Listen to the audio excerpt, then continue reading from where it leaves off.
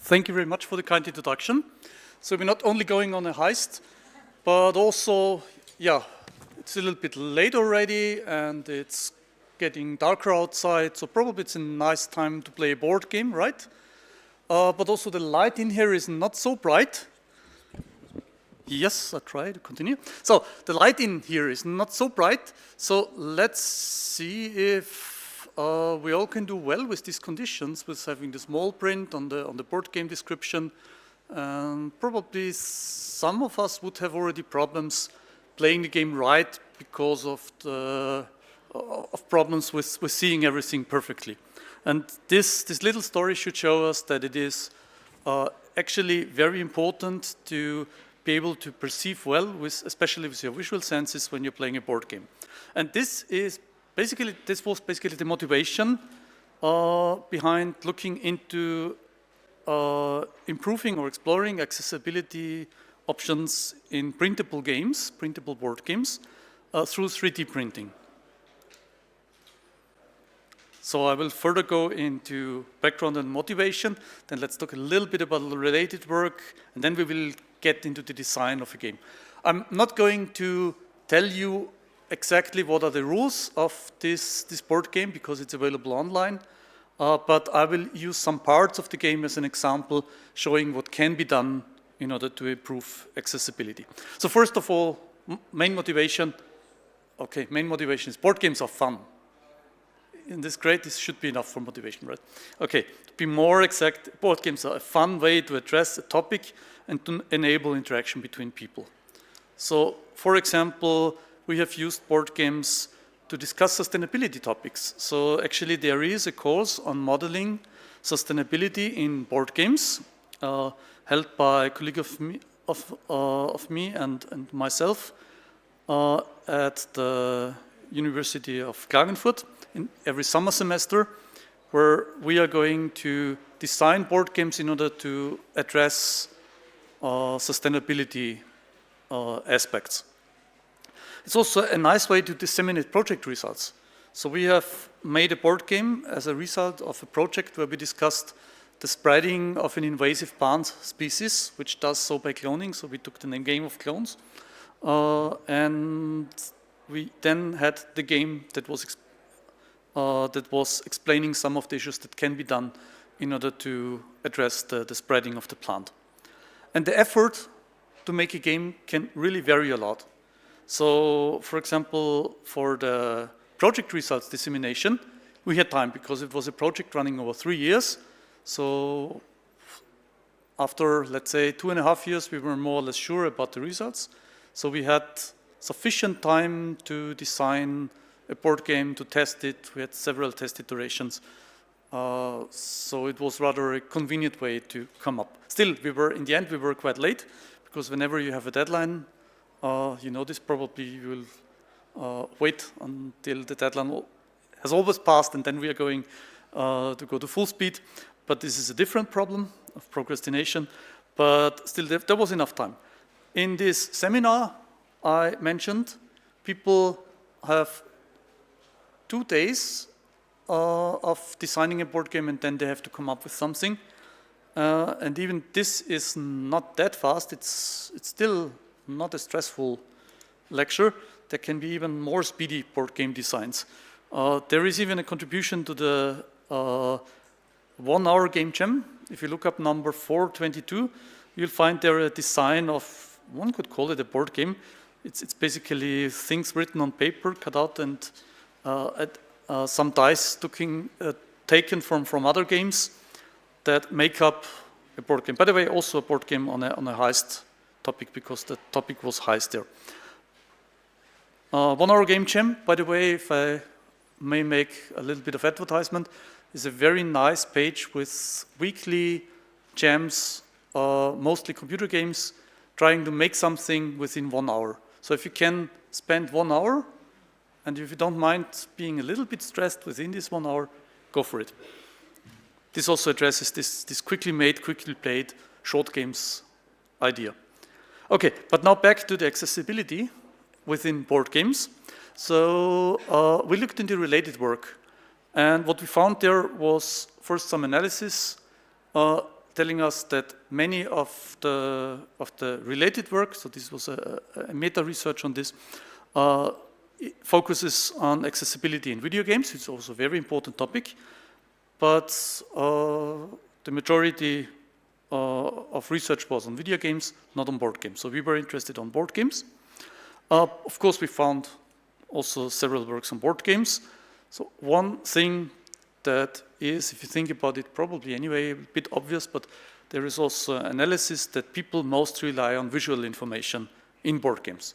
So your visual sense, your ability to see well, is very important when playing a board game. For board games, for dice games, and for card games. One problem are sometimes the rule books, especially if they are in fine print. And usually people reach out to sighted people to help them with the rule books, because asking just some colleague to help reading aloud to me what is written there is not a big problem if it is about the rule book. Of course, it would be a problem if you have a secret card that others should not know that you have it and you cannot read it, because then asking your colleague might put you at a disadvantage at the game. So this is a different thing. So this is a trick that doesn't always work. And since we were also interested in what could we do with 3D printing, we also looked into this topic, and there we found out that there are already several works on using 3D printable artifacts to improve accessibility, but they were mostly addressing existing games to basically mod existing games so that people can play them. What we are interested in is also this process of creation of new board games. There's an interesting category at Board Game Geeks called Print and Play, and there they list the so-called printables.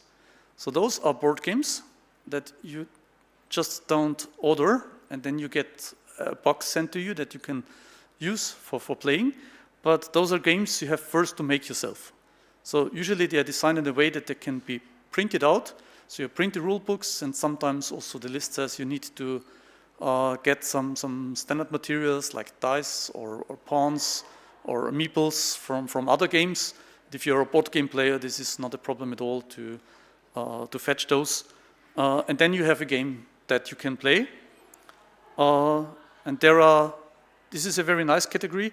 Also, it's a very low level of publishing a game or of telling others about a new game that you have made, because you don't have to go through a publishing process. You don't have to wait until the material has been accepted and will be produced by some game company. So this is a kind of an indie way of board game design. And of course, you can think what is meant by print. So in this category, it's mostly meant that you use your printer at home to just print some parts of the board or some cards or whatever.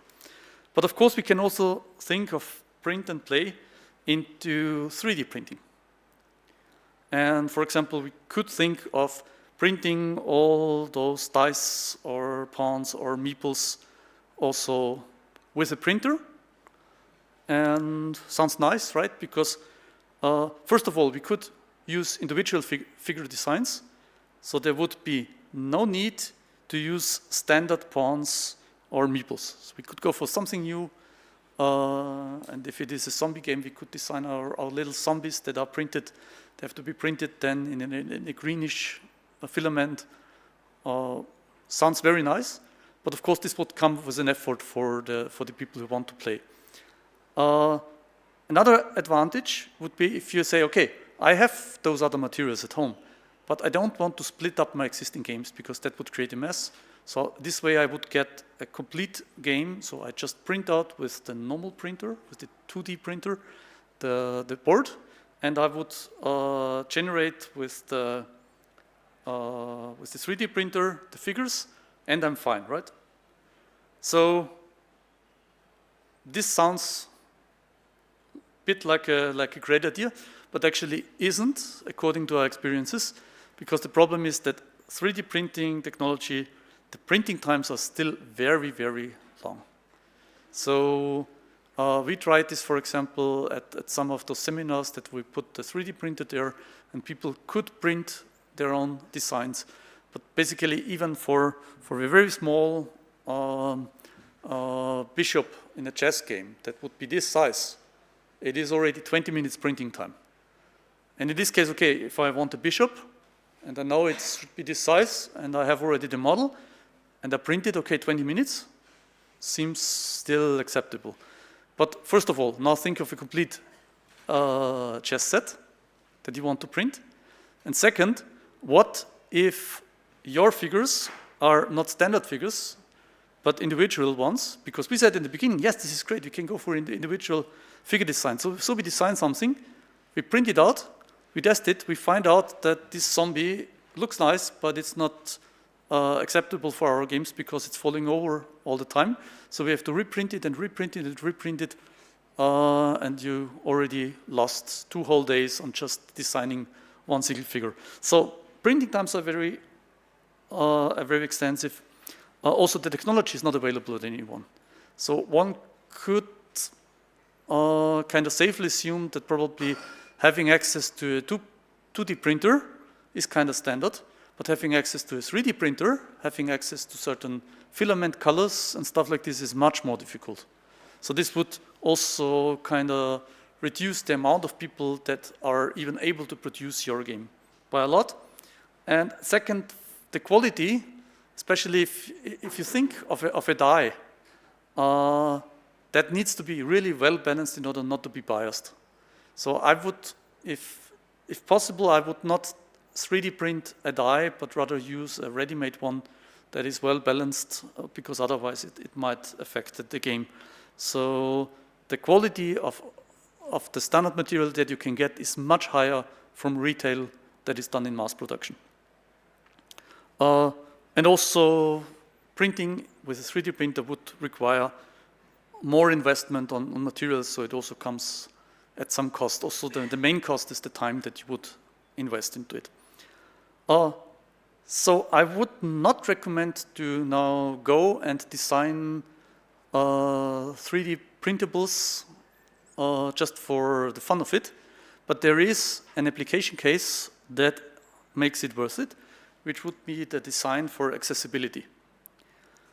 So in this talk, I'm especially focusing on the example of vision disabilities, also because the research on related work has shown that this is like the main sense people will use in order to work with a game. And many games rely on information that is either in small print or on colors. So if you're not able to distinguish colors or to read something, then even if you have just a slight vision disability, so it's not necessarily that somebody is entirely blind, but even if there is a slight disability, it can affect the possibilities to play that game. And for example, in an old Mensch ärgere dich nicht game, so the translation is "Hey, don't get angry," but it's derived from the English game of Ludo, which actually is derived from the Indian game of Pachisi. But in this game, I found some of the figures had some kind of scarf, and I was wondering why. And then it became clear to me it was because the people playing this had problems distinguishing the violet, rather dark violet pawns from the black ones. And obviously there might have been several mistakes, probably many family fights over that. And so eventually the black ones got this scarf, so that it is possible even in bad light conditions to play with it. So this is a known problem, and sometimes people address it with a hack like this. And therefore also we think that this is an important case that we should investigate further. So our idea is to use 3D printing and helper apps to make the game playable for a wider audience. So we went for a game element we didn't go for an easy game, so it was a game with 16 rooms that have a variable arrangement, so it's not possible to learn by heart where the rooms are. Different players that should be distinguishable, not only by color, but probably also by other things. And then also some guards that had a countdown counter that needed to be implemented somehow, and also some card mechanics with event, skill, and randomizer cards, so a lot of things to address. And first we thought of incorporating Braille embossments on the figures, but then talking with an expert on accessibility at our university, he told us that probably this would limit the game and not address all the people that need this accessibility, because people who get vision disabilities at the later age, usually they don't learn Braille anymore. So if it's possible, rather go for something more simple. And so we went for Roman numbers, because especially Roman numbers 1 to 3 are well understood. Of course, since we have 4 figures, we also have one with a Roman number of 4. And we used dots or rings as the counters, so we implement both ideas. So for the game board design, we were going for room elements that can be attached to each other. So when they are attached, they are safe from, even if you push them by accident, it does not change the game setup. So everything stays in place, even if you're a little bit clumsy or do this. And also there are walls between rooms that are, I'm not sure if you can see it well here, but here is like a wall set in, and here is no wall. So there are walls that can be set in, no set in. And this way you can, basically by touching the play field, you would know where everything is. So for the card design, since we also have cards, we had a cut-off corner that would help you getting the idea how the card is oriented, if you have it in the right orientation. And then there is a QR code that can be used with the app to read the contents to you. And if you have a setup like a headphone, then you can do it in a way that it does it secretly to you, so only you would know what kind of card you have in your hand and not the others, which is important for the game. So there is also a helper app, so we also implemented this app to help with the game setup and support for some game placing elements and the function to read aloud based on the QR codes. And for development and test, this of course was a difficult phase because it's not so easy to just reprint the game if we want to change some small things on the 3D printed parts. So we also used paper prototypes and the tabletop simulator, which is an online system by Krems, where we could design a game. Of course, there it was not enhanced for accessibility, but we could test the gameplay, and when we were sure about the gameplay, then we went for a 3D design, then we did the 3D printing. Then again, we had to do some iterations, and we had a lot of misprints. So it's still far from easy printing something, but in the end we came up with a working game and also had several successful tests. So it is available on this GitHub page. I will also show you on the last page again. Just to summarize, so designing for accessibility adds challenges in making a game, but as we have seen in this game, we still had a lot of complicated features in it. So we did not simplify the gameplay itself. It just created a challenge to have still the complex gameplay and still allow for people who are well-sighted or not to be able to play the game. Because we didn't want just to remove, for example, the cards, because we wanted to have these cards in the game. So we had a rather complex game, and still was possible to add these enhancements for accessibility. As usual, considering a domain expert really helps with the outcome. So in our case, we would have never thought about this Braille versus Roman numbers aspect. And also your target group might be different. So if you now take from here that what we have done for our game, if you make a game for a different group of people, they might have different needs, and you might have to come up with different features. And to repeat myself a bit, but still be careful when you design something for 3D printing, because 3D printing is still a slow and cumbersome technology. So something like, let's quickly print the game, usually does not work. But it's a nice way to support non-standard designs and prototypes, especially if this is justified by the need for accessibility. So basically, that's it. There is the link to the game materials again. Thank you very much for your attention.